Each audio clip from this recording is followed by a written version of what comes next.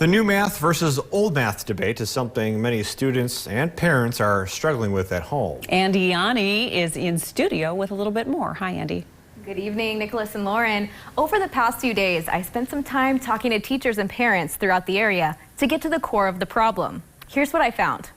Growing up, you probably remember memorizing your times tables and doing timed math drills. That no longer seems to be the case. Teachers are asking students to use area models and other visual elements. They say this will help students understand the problems with real-world scenarios. I think a lot of it is using manipulatives now, using things in the classroom to help them visualize, where I think in the past it was just you wrote a number down and you just kind of tried to just solve it. John Saylor, who's a parent to 2 students in the area, says at times it can be challenging, especially back when kids were learning from home. When our children come to us as parents, we they're looking for our guidance and stuff, and it's tough because we know the old way of doing math and the successful way of doing math, and now there's a new version of math, and most of us haven't seen it or dealt with it, so sometimes you find yourself having to research their way of doing it. Jill Schwan, 3rd grade teacher for Grimsrud Elementary, says parents and students need to work together. They were taught a lot different than the way we teach it,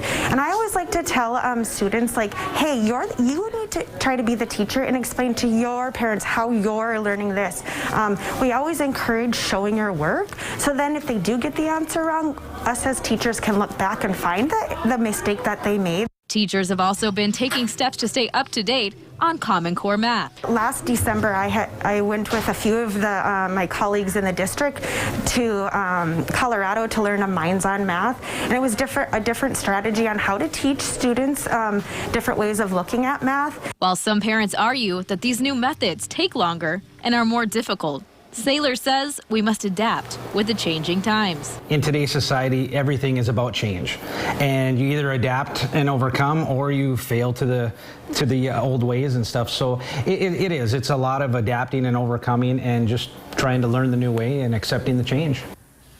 Students of all ages and grades are learning these new methods, and the core curriculum will be continuously updated as the years go on. Nicholas and Lauren, back to you. Andy Yanni reporting. Thank you.